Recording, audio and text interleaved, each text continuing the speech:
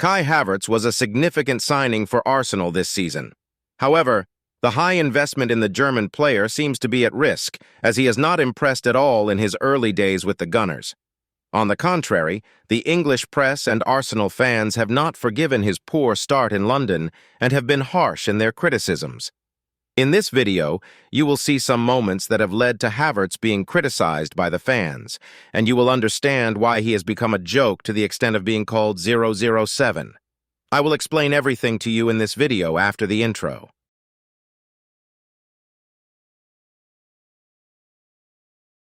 So let's understand why Havertz was recently signed and is already facing so much criticism.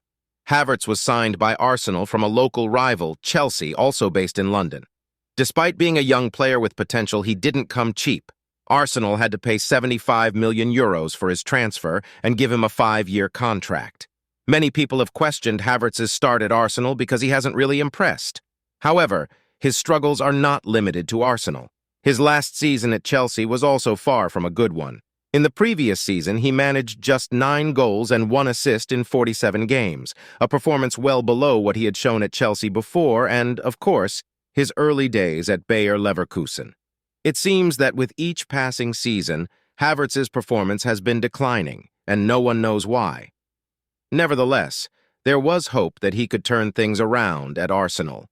First, because it's a new environment, and some players, when struggling at one club, need to move to another team to recover, especially to regain their confidence, which is the foundation of football. However, in Havertz's case, he hasn't been able to perform well at Arsenal, even though the team is already competitive. Let's not forget that Arsenal was the runner-up in the Premier League last season, so the core of the team that achieved that is still there. It was expected that he would come in and perform well, but things haven't worked out that way. He has been a starter under coach Mikel Arteta, who has confidence in him, but he hasn't been playing as an attacker, but rather in midfield. At Chelsea, he was often used as a second striker or even as a center forward.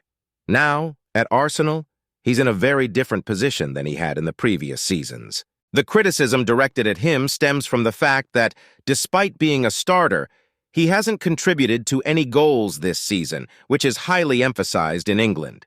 The English press and fans expect players to score goals and provide assists, and Havertz hasn't delivered in that aspect. Being an expensive signing only increases the pressure on him. English football is very demanding, and the media is strict. Havertz hasn't had the time to adapt to the team and is already facing several criticisms. Havertz appears to be another case of a player who needs time to adapt to a new team and gain confidence. He has been contributing to the team in other aspects, such as playmaking and defensive work. However, one issue that has hindered Havertz in recent years is the lack of a defined position. He has been deployed in various different roles, which makes it challenging for him to consistently perform. In the early part of this season, Havertz's statistics are concerning. In 7 games for Arsenal, he hasn't scored any goals and hasn't provided any assists, which intensifies the criticism. Additionally, the presence of Fabio Vieira, another midfielder at Arsenal on the bench who has performed well in some games when coming on as a substitute, adds to the pressure on Havertz. Havertz needs to regain his confidence and adapt to the new team. He has the potential to perform well, but the pressure on him is significant due to the high investment made in his signing. English football is demanding, and Havertz needs to find his best form to meet the expectations. What do you think?